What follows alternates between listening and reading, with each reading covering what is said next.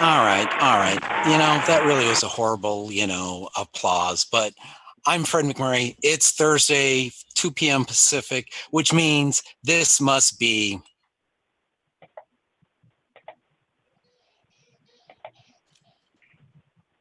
I guess not. We'll try it this way. This must be. Pillars of franchising. Pillars of franchising.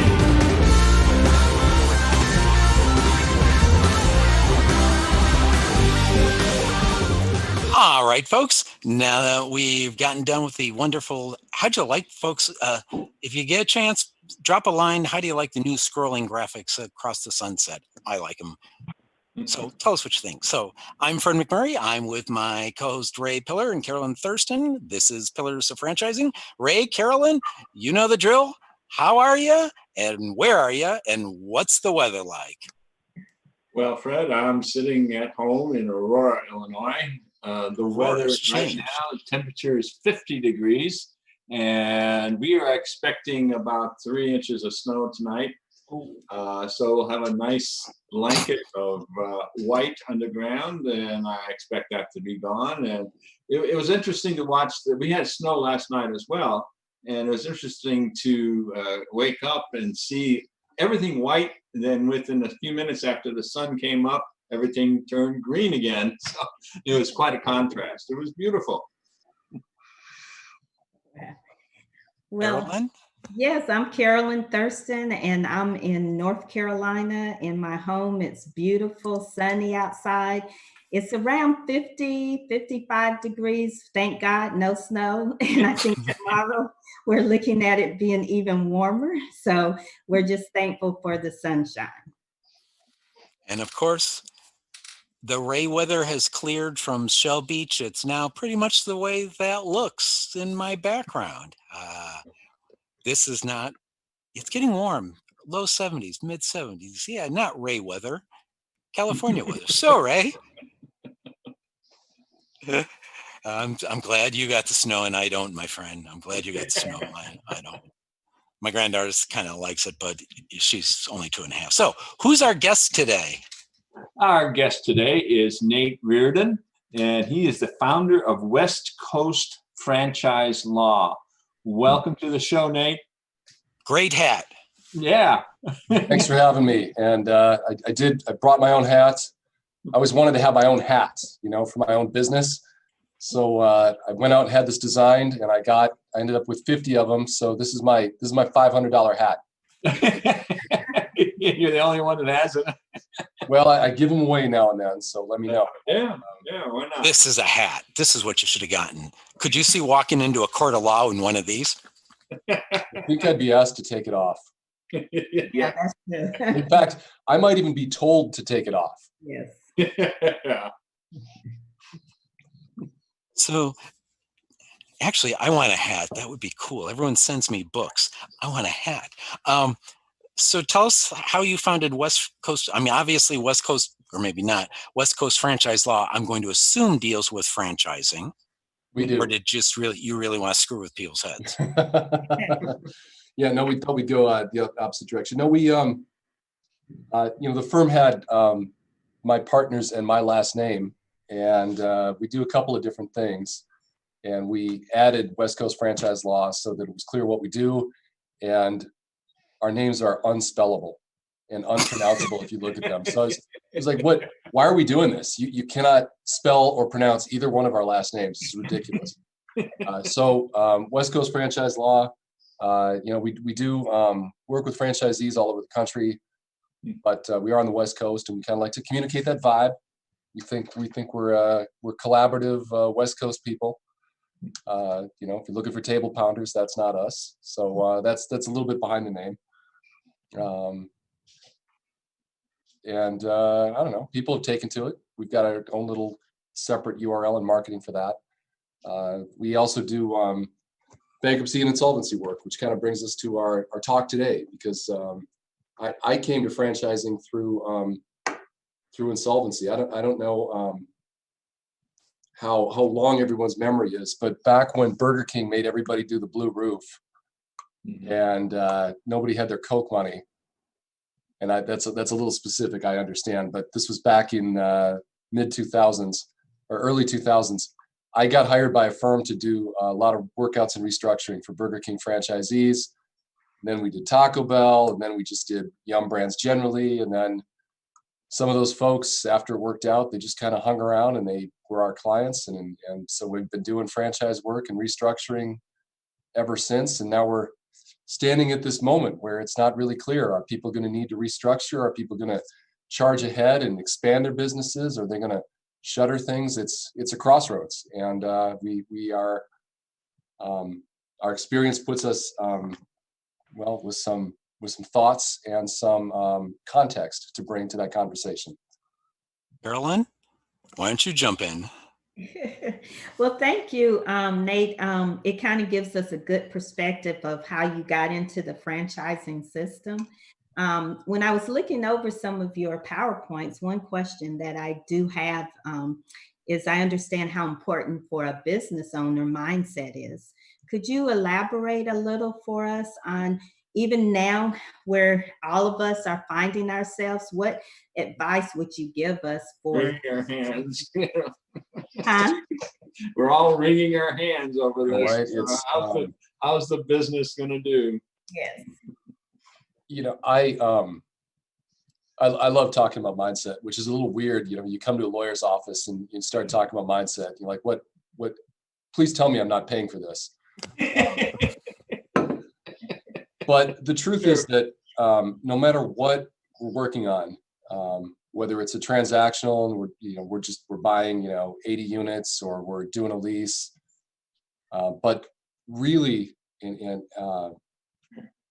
more than any other context, if you are working on a restructure of your business, if you are having to ask hard questions and ask for more time on your lease to make payments, or you got to talk to your lender about, I got to go interest only, or I've got to I got to make no payments at all because I'm just closed. I'm just flat closed. You got to talk to your franchisor.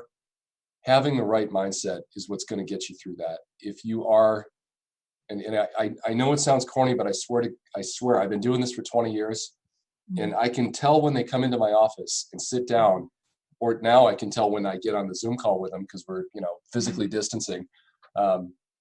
If you've got the right mindset, if you're going to take on things as they come, and you're going to try to adapt, and you're going to try to succeed and overcome, and you're going to have a plan, and you're ready to change that plan when you need to, because we're all changing the plan. Like the plan is changing. Like this morning, oh, there's no more PPP money. I guess we got to wait for Congress. We got to change the plan. And if you can have that mindset, you can succeed. You can get through it. You have to accept that things are going to change, and it is easier to coach than play. It is easy for me to sit in my office and say, hey, have a great mindset. And I can sit here and espouse different ideas about how you would get a great mindset, but you got to find that. You got to find a way to get through this and have a positive outlook. And if you do, I've been watching people do this for 20 years. I swear it's going to be fine. On some level, you're going to end up, and it's where you're going to end up, and it's going to be fine. Nothing is ever as bad or as good as it seems at the outset, ever. That's so true. One of the things I like about your presentation, and I don't know, Fred, are you going to put a link to that? I can, yes, Ray, I can update it, upload it, and make sure everyone can see it. But I didn't want to do it ahead of time because then they wouldn't need to watch the show. Right. But going through it, right from the very beginning, you mentioned mindset, and then you go into, we've been here before, and you list, I don't know how many are here, 12, 13, 14, things that have happened from the Great Depression in 1929 to the Great Recession, which we just came out of. And of course, I haven't been through it. But you were through the Great Depression. I have not been through the Great Depression. I may look like it, but when the Great Recession hit, that was devastating. to a lot of people. But you know, I felt that I came through it relatively unscathed, because we only lost about 10% of our business. And I know a lot of people who are in business, you know, that they put many hundreds of thousands of dollars into themselves and then ended up with nothing. So here again, we go to one of the things that is helpful to a business is, first of all, have faith. You know, faith helps. If you know and put trust in God that things will be better, it happens. But also you need to have some reserve, and that reserve comes in handy for times like this. And it's carrying me through right now. And I know that at the other end of this, things will not be the same. They'll probably be a little bit better, because people will be more cautious now. So it's great that you start your presentation with the mindset, which I think is extremely important. Because if you don't have that. Is there a question in there? No, not yet. Okay. It's a long diatribe, but okay. I just want to make sure I wasn't catching the question, but that's okay. I do want Nate to comment on that, though, even if it's a little bit more than shaking your head, because I think it's extremely important. Of all the things that happen to us, and they will happen. Someone said it. You know, all right, I'm going to say the word. Shit happens, and this is part of it. You know. You know, a couple of points that I like to make when we're talking about mindset and talking about what you can do with your mind. I mean, in a couple examples, you know, coming out at 2008, 2009, I don't know if you remember, you know, there was that moment where everybody's housing value just crashed and every house was underwater. Yeah. Every real estate agent I knew thought, I'm gonna have to drive a truck. Mm-hmm. And then within even weeks, we started seeing real estate agents figure out a way to get involved in short sell houses. It wasn't easy. They had to make it up. And I'll tell you what, if I'm working with a real estate agent, I want to know, what year did you start being a real estate agent?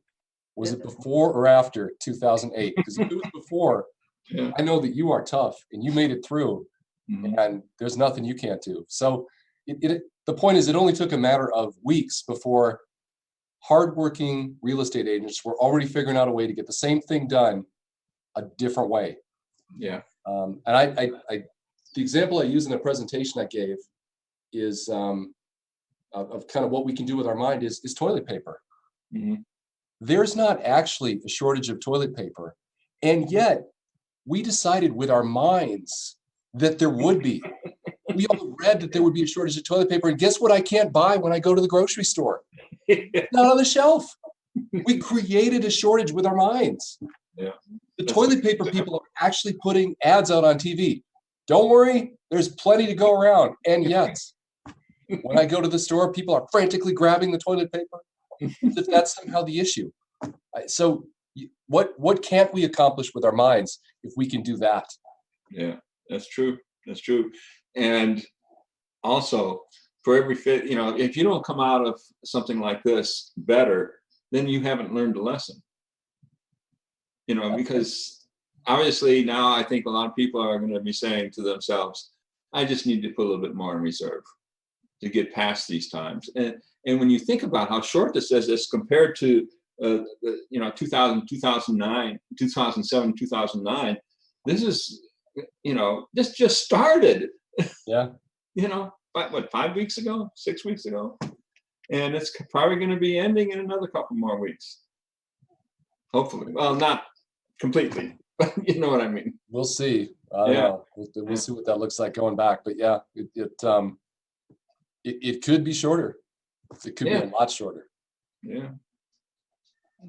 So let's talk about what should we be saying to employees? What should we be doing about taxes?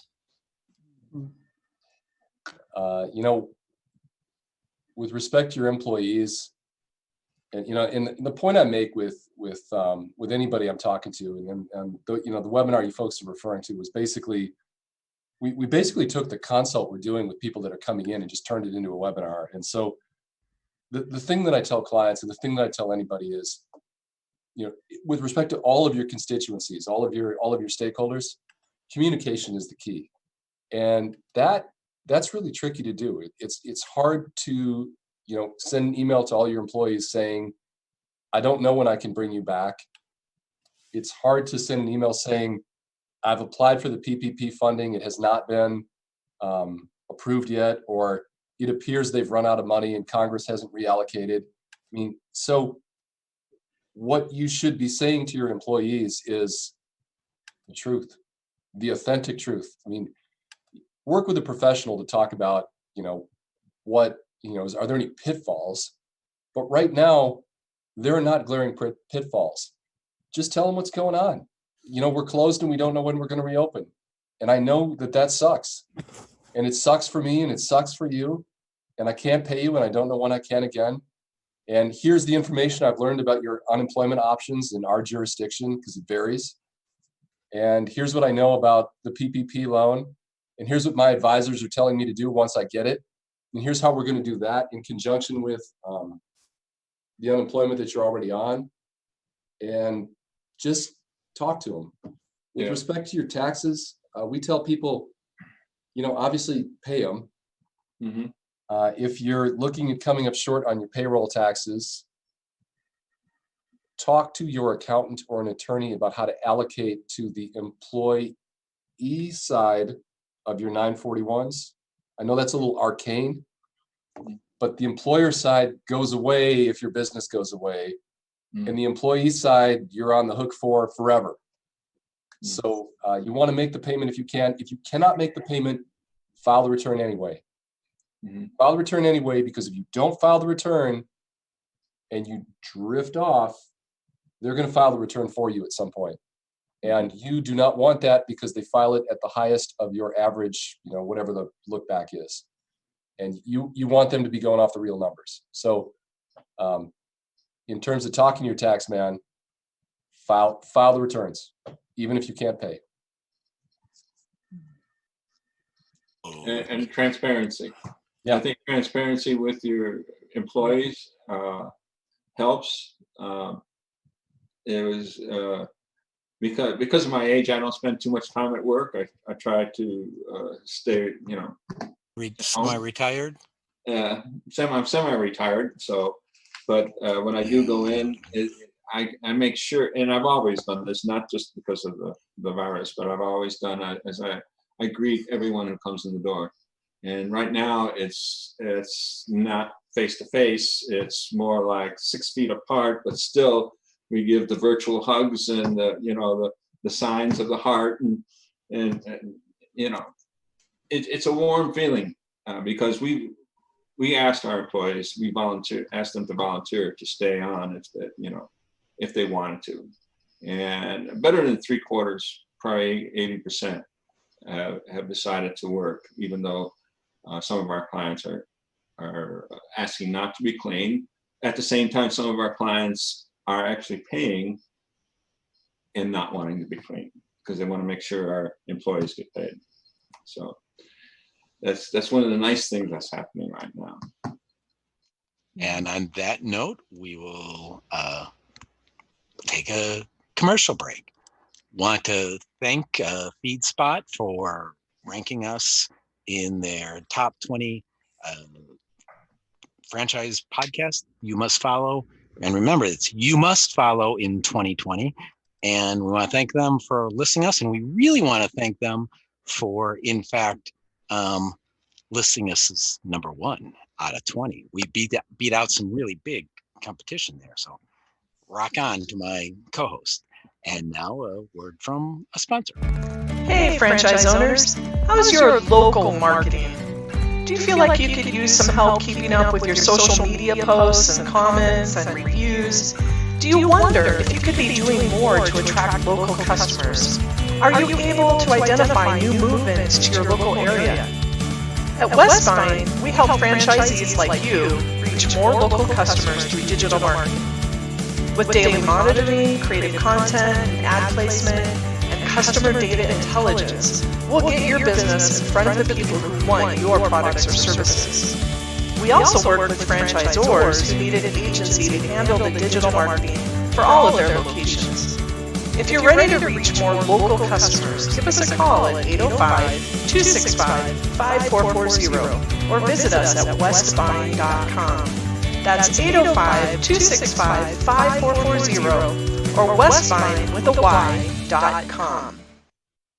Thanks, Michelle. And The Franchise Woman is a bi-monthly digital magazine that empowers women as they navigate the franchising industry by providing relevant news, tools, advice, and inspiration. We are a resource for women who are seeking to own their own businesses, improve their existing businesses, find creative solutions, and take advantage of franchise opportunities. We feature women in the business who best exemplify our ideals and have something to teach our readers. In addition to our exclusive articles relating to the female entrepreneur, we also feature brands that are geared for women. Women have become the fastest growing sector in business ownership and have become a powerful, influenceable force fueling the economy. The Franchise Woman will give you the news that is relevant to you to help you navigate the path of successful franchise ownership. By women, for women, and about women. We are the Franchise Woman. Join us today at www.thefranchisewoman.com. thanks to Michelle and Elizabeth. They're really rocking pillars of franchising. Now I want to give a shout out to Link Local Network for broadcasting our show and remind people that you can call in at 323-580. That's 5755. Sorry, that's 323-580-5755. You can call in, and if you can get past our technical producer, she'll put you on the air. But be nice to her. She's a nice person. And now back to the show. So, Carolyn, Ray finished off talking. I'm not sure if he ever had a question there, but we got away from him. So it's your turn to pull us back into asking questions. Yes, I have another question for you, Nate. It deals with communicating, and due to the fact that you deal with franchisees and of all different types of brands, I'm sure. With this period of time, what would you say to new franchisees who, prior to the COVID-19 occurring, they had just maybe got involved, just signed their franchise agreement, and now this is happening? Is there any different advice that you would give someone who's entered into a franchise agreement versus someone who maybe was just starting up a small business? If you just entered into a franchise agreement, let's assume that you are, it kind of breaks down into two things. Are you retail and do you have a solid location that you need to open? The great news is, for the last 2 or 3 years, the challenge with opening a retail location has been, twofold. Where am I going to put it? How am I going to find real estate? The competition for real estate has been really, really intense, and getting a good spot has been really hard. And I'm here to tell you, I suspect that's going to get a lot easier. So that's great news. The second piece of great news is employees. We've all my clients, what's on your mind? What are you thinking about? They're like, I just finding employees is rough. Again, I suspect that there's going to be a lot of really good people on the market, and you're going to be able to staff that new location with some great folks.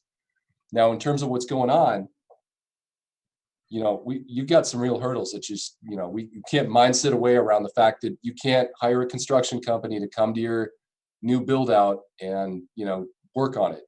That might be in your jurisdiction, that might be off limits, or you might not be able to go view properties because you can't go inside or you can't go around with an agent and go look at it.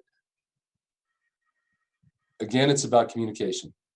You need more time because you just can't do it. So you got to talk to your franchisor and say, look, my development schedule, I got, 3 months or 4 months or 30 days to sign a lease under my franchise agreement. And, that's probably not going to happen. So I'm going to need more time. And, the nice thing about this is it's universal. Everybody knows. It's not like I'm talking to an insurance agent in Nebraska trying to explain what it's like to live through a hurricane in Florida. So your franchisor should give you more time to open, more time to build, more time to get approved. And you're going to want to get that written down, just because as long as we're all friends, getting things written down shouldn't be a problem. And also, we might not be dealing with the same people at the franchisor when we come back. Yeah. Come back and say, well, Fred said I could have another 60 days. And Ray says, I don't even know who Fred even is. I mean, I guess this is his desk because I can see the pictures of these strange children on here, but I don't know anything about any 60 days. And I don't know anything about Fred. So, and you're in default, and that's a problem. So even if you can't get it in writing, if you can't get it signed, send an email saying, hey, we talked. We talked at 3:00 today. I told you these were my issues. You agreed that I could have another 60 days. And we would use our best efforts to try to write something up. But if we don't, let's take this email as confirmation. Please email me back if you disagree. And then really work hard to get them to email back saying, yeah, confirmed. Honestly, at this point, given all that's going on, if you had to take that email to court and show it to a judge, you're going to win. That's going to be fine. So get it somehow. Get it somehow. That is one of the nice things about dealing in this day and age is that you usually have an email, and it's not a contract, but it's definitely easier. But I do want to elaborate a little bit on what we were talking about as far as asking for vendors for relief. Personally, I found it a little easier than I thought it would be because, like you say, this is a global problem. Oh, yeah. And people, although it's only been a couple of weeks, they seem to have gotten together into different companies that I deal with. My car leasing company, as an example, has come down with a plan. I said, "What can you do for me?" It's difficult to make that phone call, but they came down with a plan. They said, "Okay, this is what corporate has come up with. What do you think?" And I thought it was great. And I think if you could elaborate on the legalities on that a little bit more than what I have, that would be great, because you got your office space and your cars and equipment loans and stuff like that. So what do we need to be careful of when we're asking for some relief during this time? Ray, you're absolutely right. I have found that landlords and vendors and even franchisors, which has been a pleasant surprise, are a lot more, they're getting together and they're getting a lot more proactive. Yeah.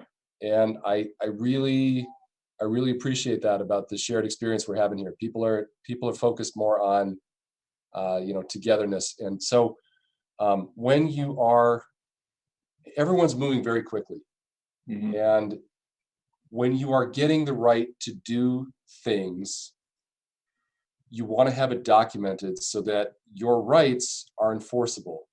Now, what we're seeing a lot of is you go out to a landlord and you say, "Hey, I need either abatement, which means I'm not going to pay on some level, or I need deferral, which means I'll pay later."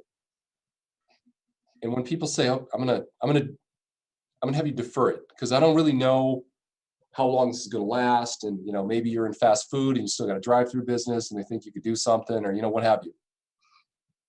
What I don't want for my clients who are on the tenant side is to come back from this and we reopen and you're dealing with someone who's on the other side saying, "Okay, now that I've let you not pay, let's talk about the late fees. Let's talk about the default interest. If you're a lender, let's talk about, I want you to get in writing that all of that is waived so that we don't have an interesting conversation.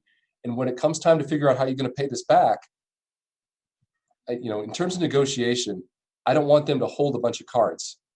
I don't want them to have things to give up like, well, first of all, I'm willing to give up the default interest and I'm willing to give up the late fees, but only if you da-da-da-da-da-da.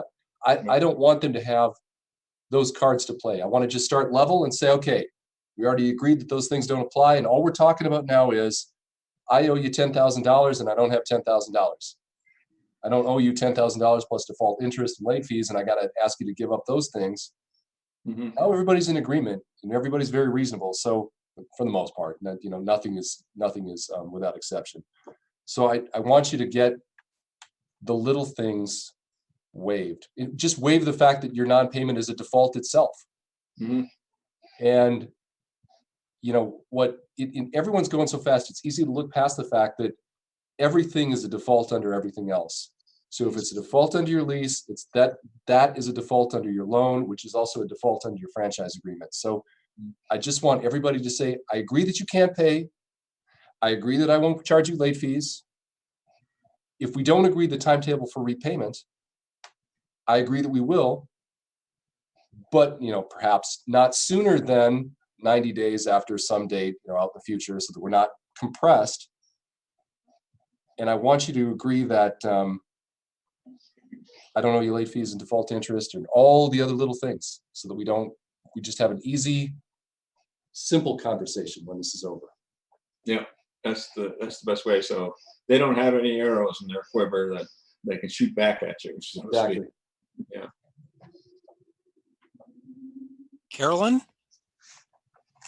In your PowerPoint, I like how you describe striving at the end of all of this versus the person. You're doing an analogy between two different type business owners, and I believe it's their mindset. Can you give the audience just a illustration of who you see, what type of person or business owner you see surviving this? Right. We talked about this a little bit before, in that we've been here before, and this seems, the facts are unique and the facts are like nothing else, right? But the situation, economic distress, is not new. And so if what you can do is have confidence that on some level this is coming back, people are going to get their hair cut, people are going to get their houses cleaned, people are going to get their they're going to go out to restaurants. And the business owner who prepares for that and minds the little details, has the hard conversations with the landlords, doesn't stick their head in the sand, talks to their employees, holds their network with their stakeholders together through whatever this is. And one of, we make some points in that presentation where we say, look, make a plan and make projections, work your business projections, but understand and just know and have the confidence that your plan and your projection is wrong, because we don't know. That's okay. So the kind of business owner who's going to make it through this is the kind of person who's willing to make a plan and willing to acknowledge that the plan is wrong and willing to acknowledge that the plan is your best guess. Communicating that plan to people, and when it changes, recommunicating that. It's a lot of work, and it's going to be a lot of work. But if you can get through this, kind of goes back to what we said earlier, which is the customers are going to come back. People are going to go back out to the burger restaurants, and they're going to be happy to be there. You're going to have maybe some new locations you can open if you can just be there. You're going to have some new employees to hire. And I don't know about your family, but I think we're ready to eat out just about every night of the week for at least 2 weeks when this comes back. I mean, that's right. You're absolutely right. Can I ask you to just elaborate a little bit when you say mind the details? What's the specific? Because I think a lot of times people get so busy on other things. What do you describe as the details? The details are boring. It's calling up the landlord and saying, hey, I know the rent's $2,500. I can't pay you $2,500. I can't pay you anything. Well, can you pay something? Well, okay. Let me see what I can do. Okay. How about I give you $500 today, and I'll call you back if I get the PPP loan. Is that fine? And the landlord says that's fine. And what I mean by minding the details is, now you write down in your calendar that you're going to call back in 2 weeks. Hey, just so you know, I don't have my PPP money yet. So can we do the $500 again? And I'll call you again when I get the money, if I get it. And then, so now you're minding the details of tracking the landlord's response, tracking your communication, following up.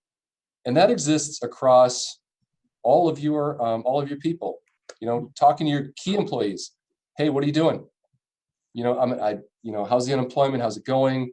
You're important here. I want you to come back, and we're going to try to reopen as quickly as possible. Don't know when it's going to be, but holding those people together. It's a lot of work because you're having these uncertain conversations about the future, premised on the idea that you're going to come back and you're going to pay the landlord and you're going to have the lease and you're going to pay your lender. But during this time, all those things like I can pay you $500, I can pay you $400, I can pay you $600, or I can pay you interest only or not interest only. And okay, you agree that I'll make no payment, and then if we're back, I'll make a double payment next month. But if we're not back, I'll call you next month and we'll figure it out again. And it's just, it's boring. It's boring, it's constant, and it's hard. And you're on the phone and you feel like you're asking for something. And that's tough for folks to do. Yeah, it's tough for especially a male ego. It's hard to say, I need your help. Yeah, it is. But I will tell you, we at our firm, we went out to hundreds of landlords with rent requests, rent relief requests, and nobody was angry. Some of them said no. Yeah. But I mean, a lot of them were just relieved, like, oh, you're going to pay something? Oh, this is fantastic. Yeah. And all of them were like, oh, we've been waiting for you to call. We figured you'd be contacting us, and we're so relieved that you did. How's it going? People are curious. Every connection they have is a canary in the coal mine for them. How's it going over with this business? How's it going with this business? They beyond it being their self-interest, they actually want to know, like, what's going on out there. Thank you. Okay, so I'm thinking we missed a question earlier in the earlier segment of the show. You know what I'm talking about, Ray? Not sure. Did we find out where Nate was and what the weather's like? Oh, we did Pillars of Weather and we forgot about that. So, Nate, where are you? And what's the weather like? I am in Seattle, Washington, and it is beautiful here today. I mean, I don't want, I shouldn't even say this. I should tell you it's raining and that it's gray and it's horrible. But I mean, the sun is shining. Washington. The sun is shining. It is about 57, 58 degrees, and it is a perfect spring day here. Okay, now I've had this. You feel complete. Yeah, I've had this heavy weight on my chest and felt shortness of breath because I felt like we were missing something, and I guess we were. Okay, so I feel much, much, much, much better. And with that one, we'll lead into a commercial break. Want to thank the Lincoln Local Network for broadcasting us. Remind people that they can chat at Pillars of Franchising or watch live there. And I can see you folks hanging out on the Pillars of Franchising site. So if you got a question, go ahead and chat it. And now, word from a sponsor. Ever wonder how successful business people get educated about franchise business options? The Franchise Consulting Company is a group of over 100 franchise professionals with more than 2,000 years of franchise experience. We help our clients select and investigate franchise companies.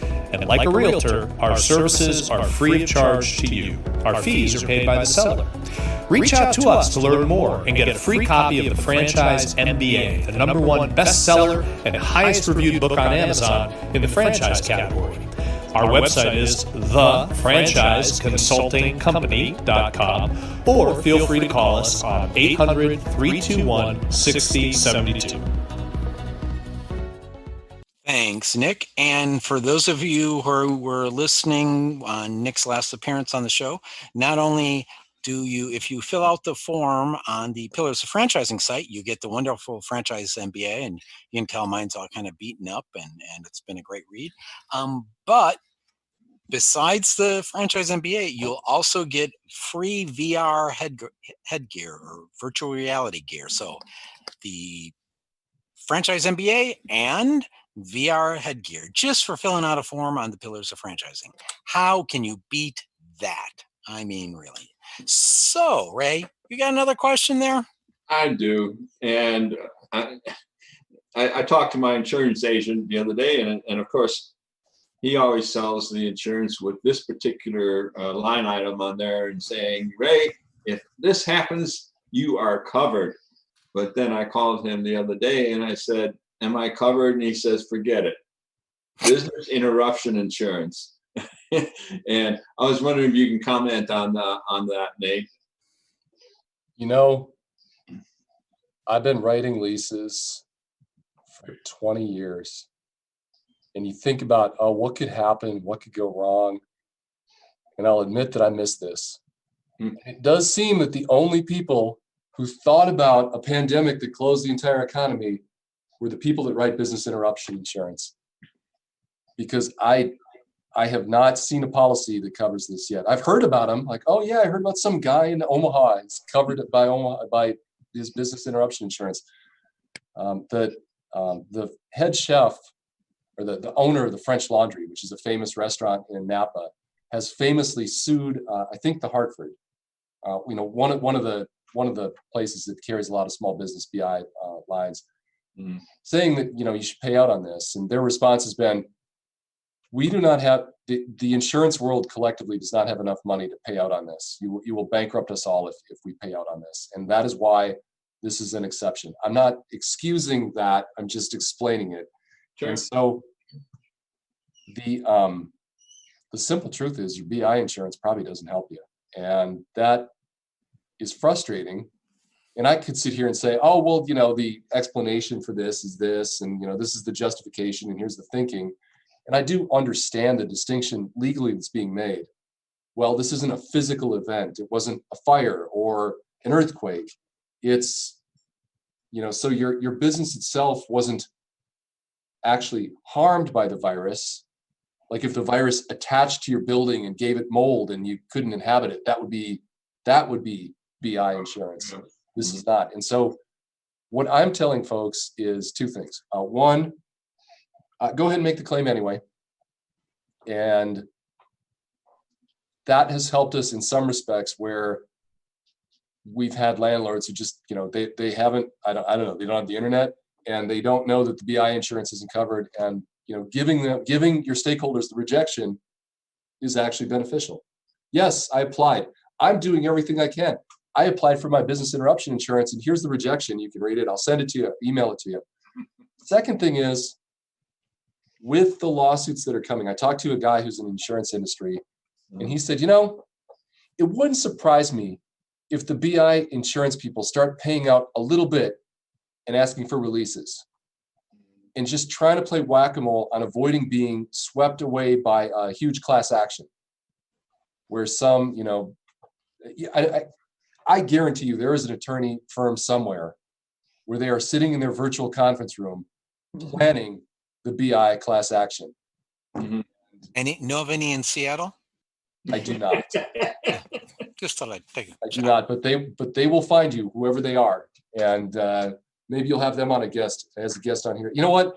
If I find out someone's doing that, I will steer them your way, and you can have them as a guest because I'd want to watch that show. But I'd want to do that show. That's another reason to apply.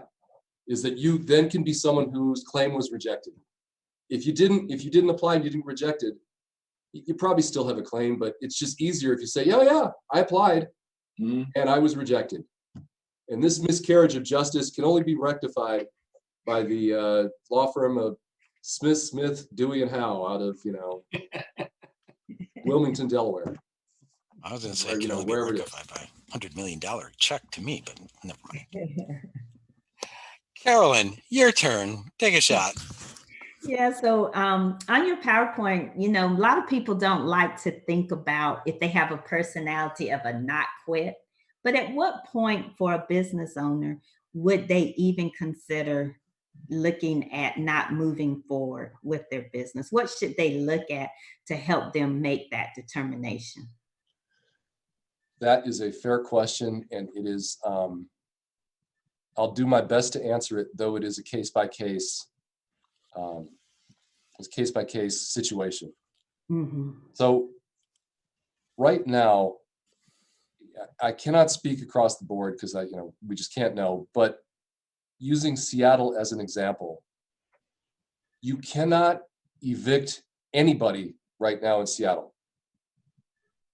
And one of the reasons you might file a bankruptcy or give up is if you're being evicted out of your space. Well, since you cannot be evicted, why not just wait and see if more government help comes along or more laws get passed to keep you in place? Mm-hmm. Similarly, if someone sues you, in most places they can start a lawsuit, but they can't finish it. You can't get a judgment against somebody in the state of Washington right now. And if you do get a judgment, or if you have a judgment, it is suspended. You cannot collect on someone. So the things that we have in place for creditors to push us into bankruptcy or push us out of business are for the most part not present right now. So to the extent that you're thinking, I need supplies from the supply chain overseas, they're not going to come. I need my employees to come back. They're all scared. They can't. I need capital to start back up, and I don't have it. And so I might as well give up now. I would say it's not time to give up yet. Wait and see. And what you will find is, as the economy begins to reopen, you will either be able to reopen yourself based on the circumstances then, or you will not. And what I said in the PowerPoint that you're looking at is, I believe that 99% of the obligations out there that have gone unpaid and unaddressed will simply be rectified on an out-of-court basis. Everybody's just going to settle up. There will be disproportionate timelines around the country, and there will be disproportionate attitudes about what that repayment looks like. Mm-hmm. And that's going to cause some people to go out of business. They won't be able to sync it up. They won't be able to mind the details like we were talking about. It'll just, we'll run out to some point, and some business owner won't be able to sustain this. And so I guess to the extent that people are calling me up and saying, should I file bankruptcy right now? Even though, when you file bankruptcies, you have a hammer and everything looks like a nail, like, sure, file, so you can make fees. I'm actually telling them, look, call me back later. There's nothing that's going to happen that's going to cause you to need to quit yet. There might be things that happen that enable you to continue. But, we're also talking to folks where, they've got 14 locations and 2 of them weren't good in the first place. So we're just going to strategically use this to close those 2 locations. Yeah. And we're going to hope that because everybody's cash strapped, we can do a better job of settling out those debts and kind of working that out when we reopen. And that's a little mercenary, but that's the way people are looking at this. Yeah. Good. Thank you. Did I answer your question? Because it seemed like in the middle of it, it kind of felt like a lot of attorney blah, blah, blah. No, it was. No, Okay. Great. That was a great question and a fantastic answer. Thank you. I like that, attorney blah, blah, blah. I think that's a concise, yeah. I gotta remember. I'm gonna trademark that. Hang on. It cuts through the pandemic fog. Yes. Yes. There's a lot of attorney blah, blah, blah. They get paid by the word is what I always thought. Ray, go ahead, jump in there. I will, because in the last few minutes, do you know if there have been any changes in the EIDL and the PPP loans that it seems like every few seconds there's a change going on, or maybe you can give us some advice about these 2 different loans that have been proposed. So it might not surprise you that I am on a lot of listservs that talk about this at great length, Mm-hmm. to the point where it's hard to keep up. Like, it's hard to even sort it out. I think of all the stories I've heard, the one that I found to be the most helpful was a story about a webinar that took place this morning where some banker was talking about, do this, do that with the SBA. And someone said, hey, the guy, they're out of money. They've run out the money at the SBA with the PPP. And the banker actually yawned. Oh, wow. And he said, hey, same thing happened in 2009. Yeah. And everybody got mad and Congress argued and there was a big dust up and then they funded more money. And I understand that Congress is dysfunctional. I understand everything's political and that they're arguing, but I really don't doubt for a second that they're not going to fund more into the PPP loan thing. What is your representative going to do? Face people with the idea that they promised to make this loan available to all small businesses and then just gave up in the middle for no reason? It's not going to happen. It's true. So, bankers are yawning. That's the point about the end of Business as usual. I say tar and feather, pitchforks. This is the only time small banks have been heroes. Like that is another thing I see is that the small banks are actually fielding these SBA loans pretty well. Yeah, that's what I've heard as well. Carolyn, you got the last question before we go down the rabbit hole. Well, tell me, what do you do, Nate, for just relaxation? Oh, I homeschool my kids.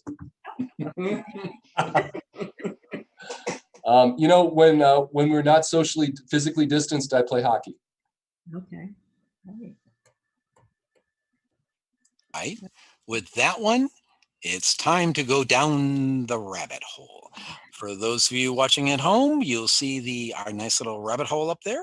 And you also see the scroll that says, if you have your own rabbit hole question you'd like to submit to answer, go to the Pillars of Franchising website, fill out the form and say, rabbit hole question. And we're back. So Nate, 4 months ago, I would ask about like pandemics leading to the zombie apocalypse, and everybody thought I was crazy. And then, this all started happening, and it came out of a Chinese lab, and they told me I was all a conspiracy theorist. And from what I saw today, I guess I wasn't. So it's getting harder and harder and harder to ask a down the rabbit hole question that we aren't living through. So what I'll ask you is this. During the zombie apocalypse, how many of the zombies will be lawyers? Man, I hope a lot of them, because then my odds are better. I'm either a thriving zombie or a thriving lawyer, because I'm one of the few that's left, man. I can accept that answer. Now, Fred, may I co-opt your Q&A for just a moment and give you just a sampling of my favorite parlor game from franchising? Go for it. Thank you for indulging me. All right. I have in front of me, every time this comes up, I take this out and this is super nerdy, but people love this. All right. I've got the top 200 franchise chains by worldwide sales in front of me. Fred, whose sales are higher on a worldwide basis? Of who has the second highest worldwide sales after McDonald's? What franchise system? I know what that is. Is it A, Taco Bell, B, Subway, or C, 7-Eleven? My initial thought was it was Taco Bell, but part of me says it's actually 7-Eleven. Final answer? Final answer. 7-Eleven it is. Well done, sir. Yeah. All right. Can I ask Carolyn a question? Go for it. Carolyn, who has more units? Pizza Hut or Domino's? Wow, that's a good one. I'm going to say Domino's. Final answer? Yeah, I'm gonna stick to it. Pizza Hut has 7,456 and Domino's has 5,903. Oh. Are Pizza Huts all franchises? Because they used to have a whole lot of company stores. Man, are there any company stores anymore, Fred? I thought there were. I mean, ever. And it just, you know, we're not talking franchise. We're talking units. All right, fine. It's pillars of franchising, not pillars of units. Go ahead, ask Ray. I'll ask Ray a question, and then we can go back down the rabbit hole if you want to do that. Who has higher sales, Ray? Taco Bell? You know what? No. Who has higher worldwide global sales? Ace Hardware or Burger King? Wow. I've seen a lot of Ace Hardware stores close, so I would have to come up with Burger King. Final answer? Burger King. Burger King it is, sir. Burger King does 21. So we're a pretty knowledgeable group then. You guys crushed it. You guys crushed it. Thank you for letting me do that. I swear to God, I pulled this thing out at my house, and people really get into it. They're like, well, which one is bigger, Remax or Keller Williams? You know, and then like they actually think through it. They're like, well, I don't know. I see more of this. I see more of that. But you know, they are pillars of franchising, so we know these things. Yeah, that's right. Right. So before we let Ray loose with the last question, Carolyn, you got your last question, and then we'll go with Ray's final question. Final question. Okay. Oh, I thought I asked my last question. Nope, you got one more because we got one after the rabbit hole. All right, one after the rabbit hole. So you stated, did you tell us why you chose franchising to as the place? I know you do some consulting work, but what was it about franchising that made you want to help franchisees? You know, I suppose like a lot of things in life, what it started as was it just was a job I took, and I didn't know much about it. Mm-hmm. What I found as I did it was that I really enjoy representing the people that own, the entrepreneurs who own businesses. And franchising is a great way to get into business for yourself. It's a great way to build wealth. Once you build wealth, you can take that wealth and do things with it in your community. And I love working with those people. It's really fun, you know. And I think one of my clients put it best. I asked him, you know, he'd been an investment banker, and then he worked for his dad doing Yum Brands franchise, and they had gotten more and more, you know, units over the years in the second generation. I said, hey, how come you did this? You know, he goes, whoa, you think Wells Fargo would lend me $100 million if this was Joe's Tacos? I mean, it really makes the point. Franchising really does leverage the best of entrepreneurship. It does. You know, and that guy has made little tweaks in that system to make his stores some of the most profitable in the system. And his access to capital and the encouragement that landlords have. Yes, we want that brand on our site. It helps people succeed. It lifts them up, and I dig that. So that's why that isn't why I came to it, but that's why I've stuck with it. Yes, thank you. Yep. Ray, take us home. I have to admit, franchise owners are a great bunch of people. They've invested probably more of their own life savings than they would if they investing in a house. So they have a lot on stake. But the question to you, Nate, is someone is having some problems. How do they get a hold of you if they want to talk to you about their problems? You know, if you just go to westcoastfranchiselaw.com and get on my website, it will be just like falling off a log to get a hold of me. And Ray, thank you for asking, because if you do have problems, you know, if you see opportunities and it's something you want to act on, or if you have a problem and you want to talk it through, maybe you need us to help you, maybe we just coach you through it, contact us through that website, and we are happy to have that conversation with you. And we're doing another webinar on specifically just how to talk to landlords and how to fill out the documentation. and we're going to do that. We can do that next Wednesday. Excellent. That's a good one. Find out about it on westcoastfranchiselaw.com, correct? Thank you so much, Fred. Yes, that is where to find out about it. Very helpful, Nate. Thank you very much. Before we say goodbye, Carolyn needs to do a shout out to two people. Yes, we are excited that right before this COVID-19, Wisdom actually had two new business owners join on with us, and they opened up a franchise in February. Patricia Miller in Pittsburgh, North Carolina, and also Crystal Vincent and Mel Westmoreland out of Greensboro and Winston-Salem, North Carolina. So we're excited to have them join the Wisdom brand. Awesome. Excellent. And that brings to an end another episode of Pillars of Franchising. I'm Fred McMurray with my co-host Ray Pillar and Carolyn Thurston. Thanking Nate Riordan. Close enough. Close enough. Okay.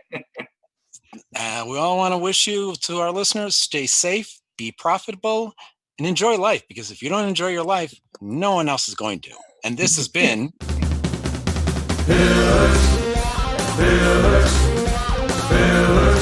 of Franchising. Pillars of Franchising.